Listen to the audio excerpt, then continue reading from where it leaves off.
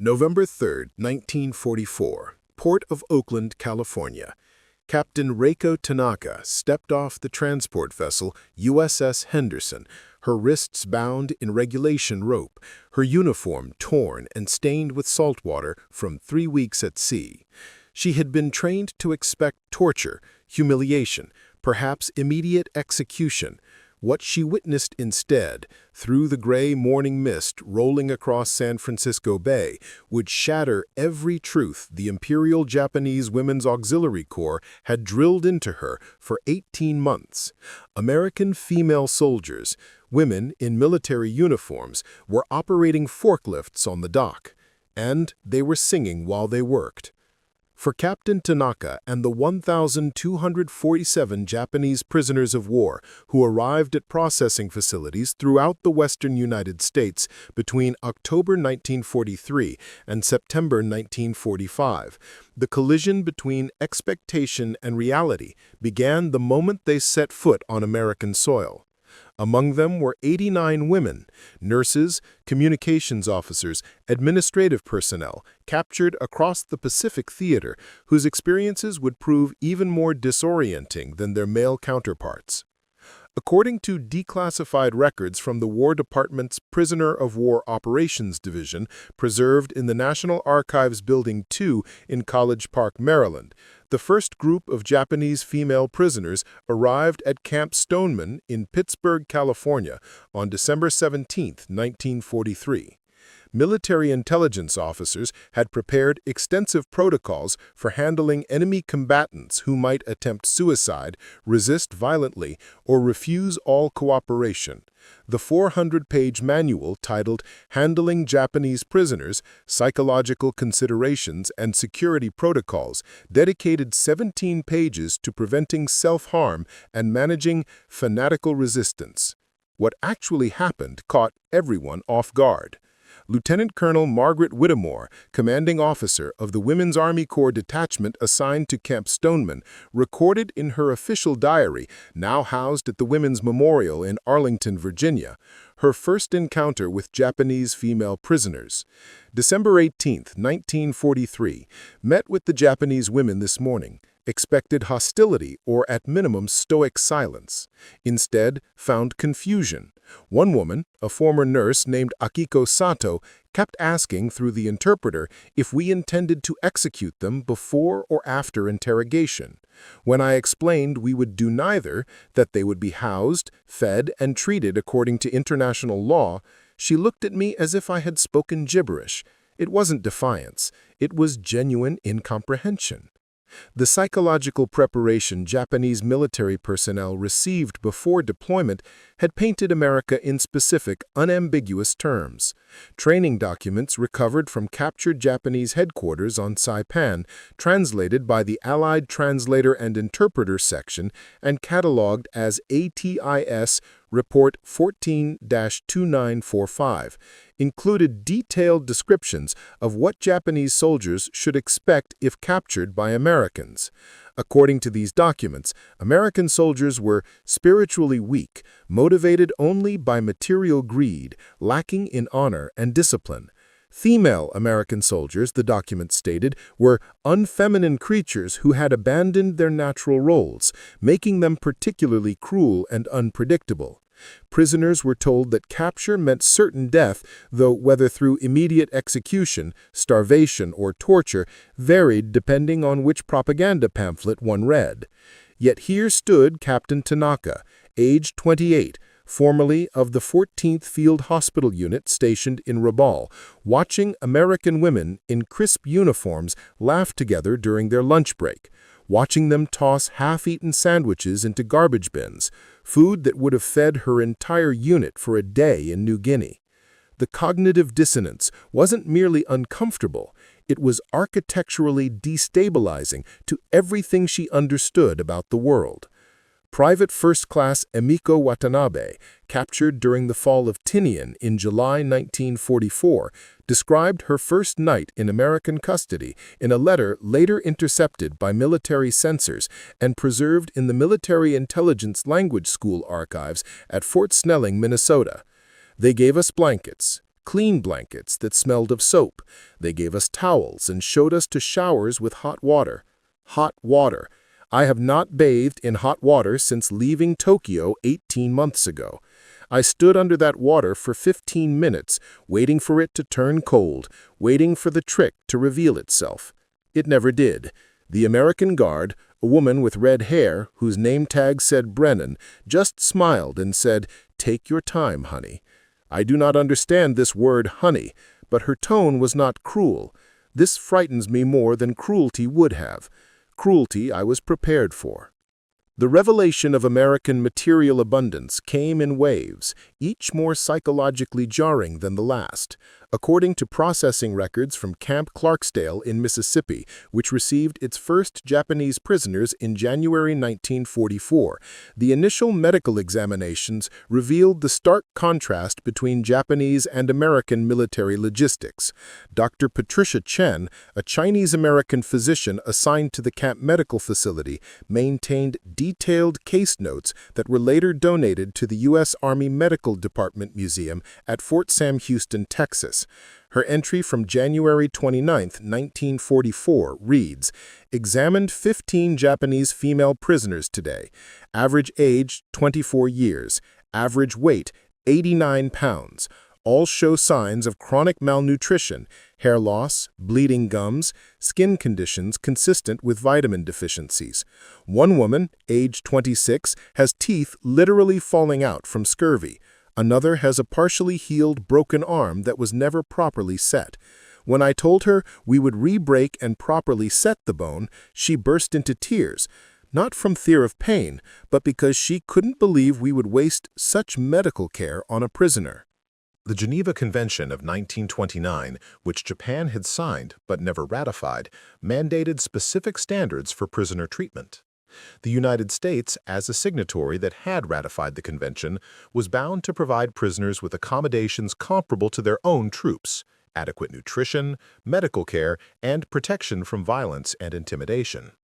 In practice, this meant Japanese prisoners ate better in American custody than they had as active duty soldiers.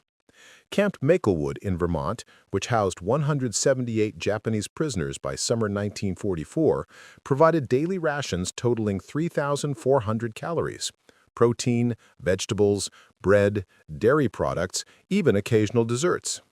This compared to the 1,800 calories Japanese frontline troops were supposed to receive, though in practice they often received far less due to disrupted supply lines. Sergeant Yuki Nakamura, formerly of the 23rd Communications Regiment captured on Guam, kept a diary that was confiscated during a routine inspection in August 1944 and later archived at the Library of Congress. Her entry from July 15, 1944, reveals the psychological impact of this abundance. "Today we received ice cream. Ice cream. I have not tasted ice cream since I was a child in Osaka before the war.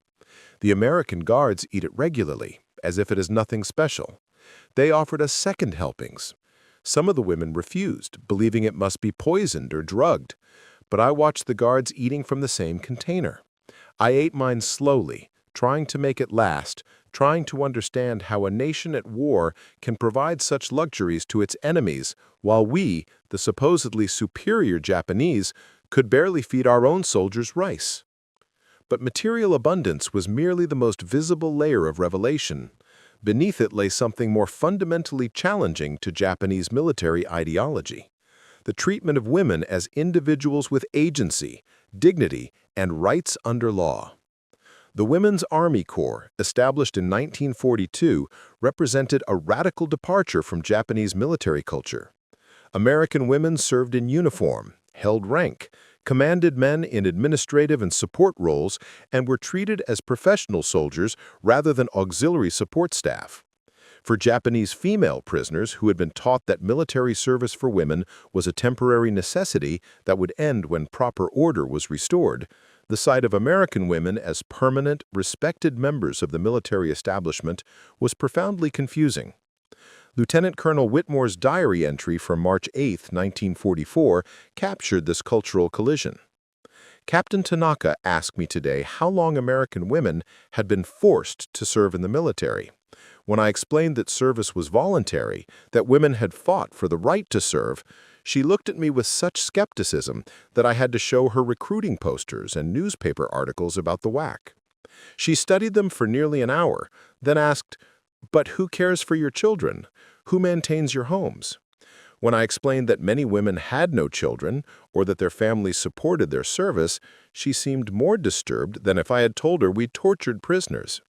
The concept of women choosing military service over traditional roles appeared to violate something fundamental in her worldview. The Geneva Convention mandated that prisoners be allowed to send and receive mail, practice their religion, and engage in educational and recreational activities. At Camp Riverside in Arizona, which specialized in housing Japanese prisoners with higher education backgrounds, these provisions created unexpected opportunities for ideological exposure. The camp library, established in April 1944, initially stocked Japanese-language books carefully vetted for propaganda content. But as the war progressed and censors gained confidence that educated prisoners posed minimal security risk, the library expanded to include English-language materials, newspapers, magazines, even books on American history and government. Nurse Lieutenant Sachiko Fujimoto, captured in the Philippines in February 1944, discovered the camp library in June of that year. Her recollections, recorded during a 1978 interview for the Densho Digital Repository, revealed the transformative impact of access to information. "I found a book called Democracy in America by someone named Tocqueville, a French man writing about America in the 1800s. I read it slowly with a dictionary, and I began to understand that American democracy was not a recent propaganda invention I had been told it was. It had deep roots, philosophical foundations that people had died to establish. This was not a weak system sustained by material wealth. It was a strong system that created material wealth because it unleashed individual potential." The educational programs extended beyond libraries. At Camp Riverside, authorities permitted prisoners to attend English classes, typing courses, even bookkeeping instruction, skills that would prove valuable in post-war life. The classes were taught by both military personnel and civilian volunteers from nearby Phoenix who donated their time. Mrs. Dorothy Harrison, a retired school teacher who volunteered at Camp Riverside from 1944 to 1945, gave an oral history interview preserved by the Arizona Historical Society in 1983. Quote, "Those Japanese women were so hungry to learn, not just English, but everything about America. They asked questions constantly.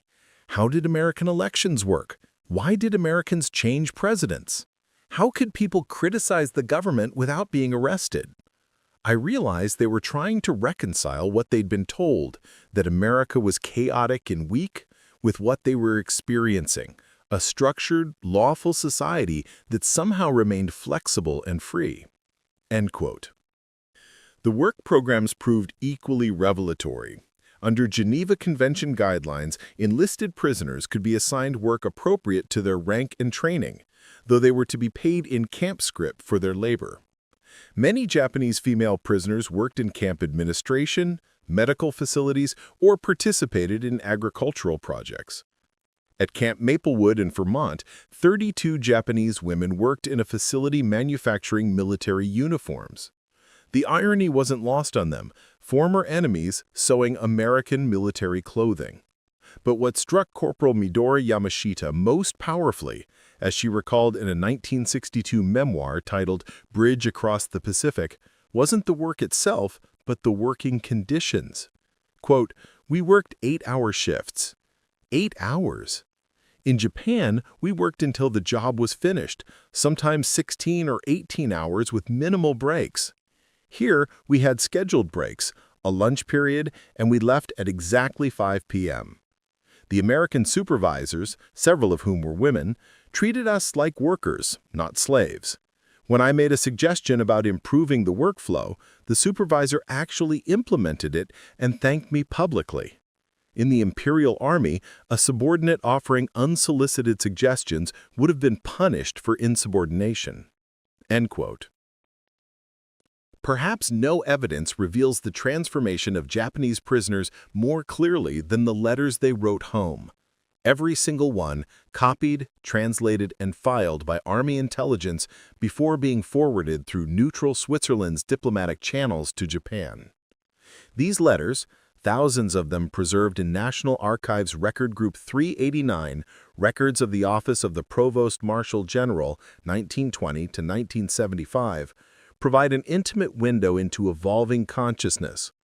The letters show a consistent pattern. Initial letters focus on survival and requests for forgiveness for the shame of surrender.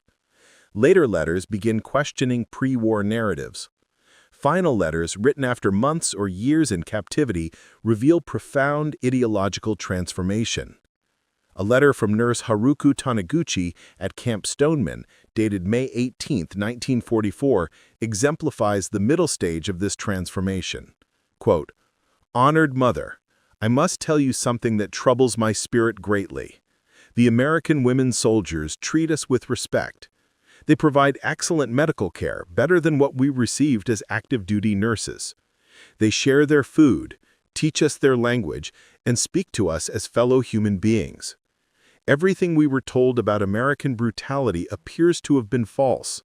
I do not write this to dishonor our homeland or our cause, but I cannot lie to you, Mother.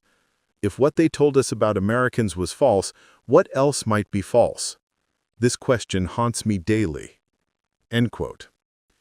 The censors who read these letters noted recurring themes: shock at material abundance, confusion about humane treatment, growing skepticism about wartime propaganda, and increasing fear about returning to Japan. By late 1944, these themes appeared in over 80% of letters from Japanese female prisoners, according to a statistical analysis prepared by the Military Intelligence Service and filed as document MIS-X 14788. Not all prisoners welcomed the revelation. Within the camps, ideological divisions created tensions that occasionally erupted into confrontation and violence. The psychological pressure of reconciling propaganda with reality proved too much for some prisoners who clung desperately to their indoctrination as the only stable framework they knew. At Camp Clarksdale in June 1944, this tension exploded when Lieutenant Kiko Ishida attacked Private Tomoko Kawasaki with a concealed blade fashioned from a mess hall spoon. The incident report filed by Captain James Richardson and preserved in Mississippi State Archives described the assault. Quote, "At approximately 14:30 hours, Lieutenant Ishida approached Private Kawasaki from behind and attempted to stab her in the neck with a sharpened implement. The attack was interrupted by Corporal Brennan, who sustained minor lacerations while disarming Lieutenant Ishida. During subsequent interrogation, Lieutenant Ishida stated that Private Kawasaki had betrayed Japan by fraternizing with the enemy and acting like an American woman. Lieutenant Ishida repeatedly stated that death was preferable to such dishonor." End quote. The attack forced camp administrators to separate prisoners into different barracks based on their adaptation to captivity.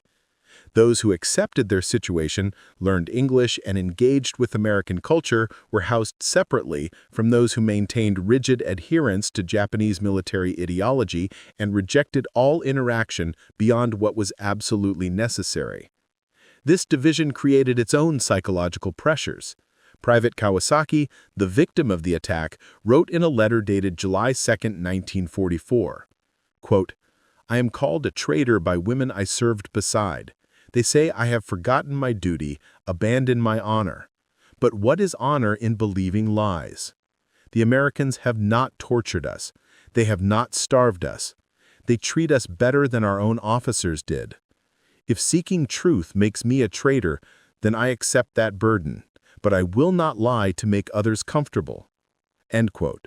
By spring 1945, as the war in the Pacific intensified and American forces pushed closer to the Japanese home islands, the number of Japanese prisoners in American custody had grown to 5,419, according to Provost Marshal General records. Among them, 127 were women, a small percentage, but significant enough to provide consistent patterns in their testimonies and experiences. The transformation these women underwent wasn't the result of propaganda or coercion. American authorities made no systematic attempt to convert Japanese prisoners to American ideology. The transformation occurred simply through observation of daily life, through the accumulation of small experiences that contradicted years of indoctrination. Captain Tanaka, whose arrival opened this story, kept detailed notes that she hid in her barracks, hoping to preserve them for eventual return to Japan.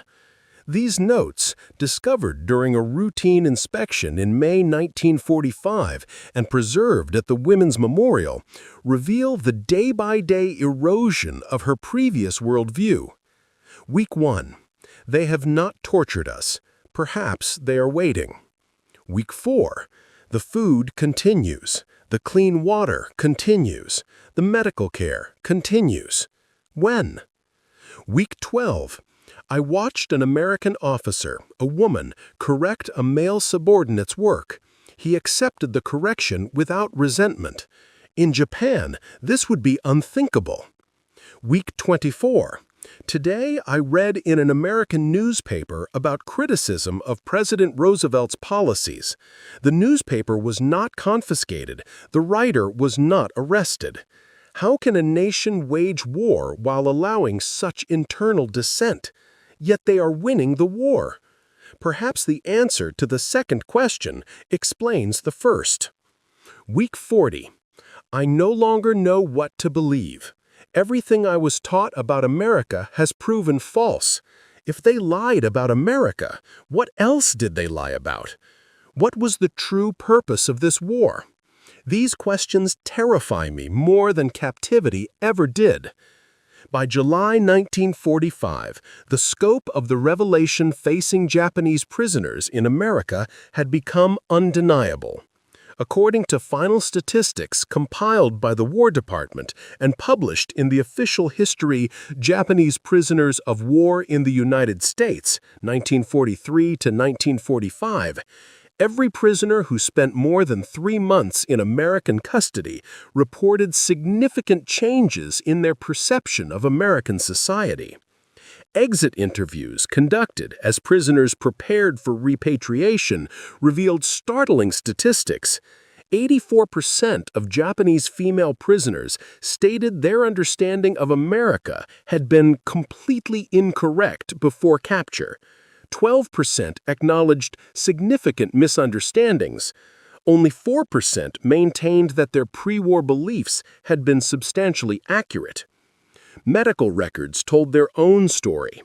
Japanese female prisoners gained an average of 18 pounds during their first 6 months of captivity, physical evidence of the nutritional gulf between Imperial Japanese military logistics and American abundance.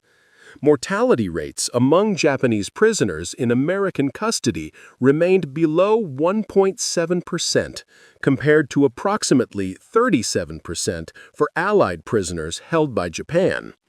But statistics couldn't capture the psychological transformation occurring in these camps. The letters, diaries, and post-war testimony revealed women struggling to reconcile two incompatible versions of reality: the America of imperial propaganda and the America of their lived experience. On August 15, 1945, when Emperor Hirohito's recorded voice announced Japan's surrender over the radio, the 5,419 Japanese prisoners in American camps faced an unexpected crisis. They would have to return home. For many, especially the women, this prospect brought not relief, but dread. They had surrendered, an act of profound shame in Japanese military culture. They had survived while their comrades died. Most devastating of all, they had learned truths about America and about their own government's deceptions that made them question everything they had believed, everything they had fought for. Captain Tanaka wrote in her final diary entry before repatriation, "Tomorrow we return to Japan. I am terrified. not of the destruction we will find. I have accepted that our cities are gone. I am terrified of the knowledge I carry. How can I return to a society built on lies I now recognize? How can I look at my family, my friends, and pretend I still believe what they believe? The Americans did not torture my body, but they have tortured my mind with truth. Is this not the crueler wound? The revelation had occurred. The invisible wall between propaganda and reality had been systematically demolished brick by brick. But the full consequences of this transformation for these prisoners, for Japan, for the post-war world, had yet to unfold. What would happen when these women, carrying forbidden knowledge, returned to a devastated homeland? How would they reconcile their experiences with a society that had taught them American enemies were monsters? And what would their transformation reveal about the power of lived experience to overcome even the most intensive ideological indoctrination? October 9th, 1945. Yokohama Harbor. Captain Reiko Tanaka watched the skeletal remains of Japan emerge through autumn haze. 58 days after surrender, she was returning home with knowledge more dangerous than any military secret: the truth about America. The 127 Japanese women who survived American captivity faced an unexpected crisis upon return. According to Allied occupation records at the National Diet Library, over 60% reported severe anxiety about their homecoming. They had learned America wasn't the monster their government described. Now they had to live among people who still believed the lies. Lieutenant Sachiko Fujimoto confided to an American chaplain aboard the repatriation ship, "In America, I learned to question authority, to see women as equals. Now I return to a Japan that has learned none of these lessons. They will call us traitors for surviving."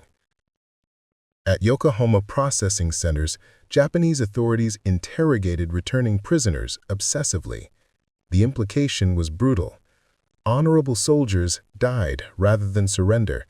According to testimonies in the Gordon W. Prange collection at the University of Maryland, interrogators viewed survival not as fortune, but as evidence of collaboration or weakness.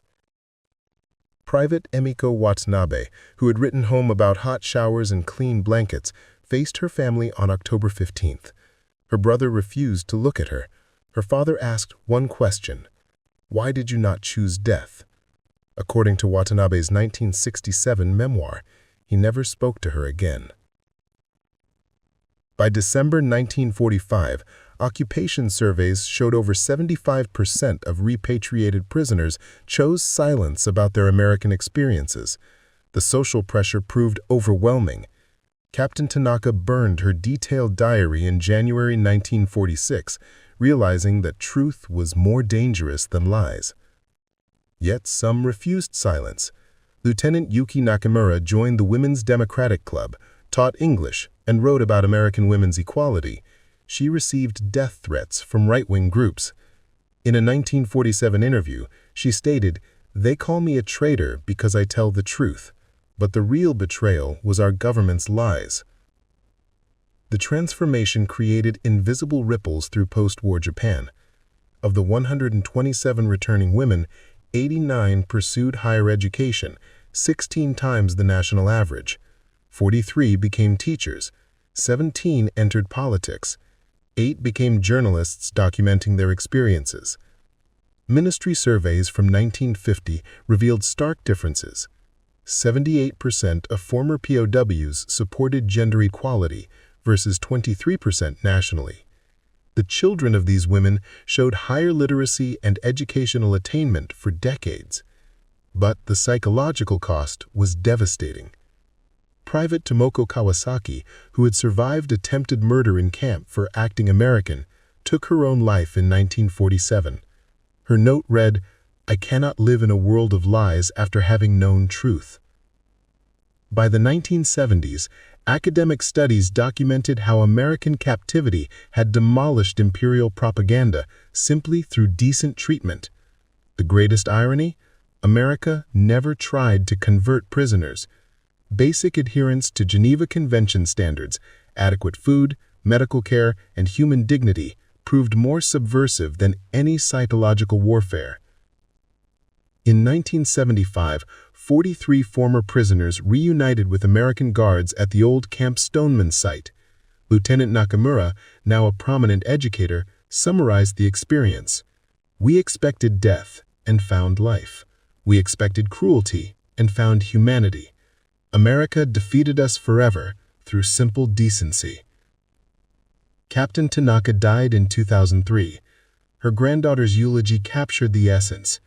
Grandmother said America defeated her twice, once on the battlefield, once in captivity. The second defeat, through exposure to truth, took a lifetime to understand. But it was the defeat that liberated her. The 127 women who returned from American captivity carried seeds of democratic ideals that quietly reshaped Japan's future. They had learned that lies cannot survive contact with reality, that strength constrained by principle outlasts strength without limits, and that treating enemies with dignity creates transformations weapons never can. The Japanese never knew what hit them, not bombs, but the devastating power of truth experienced and lies exposed through simple human decency. That proved to be the most powerful weapon of all.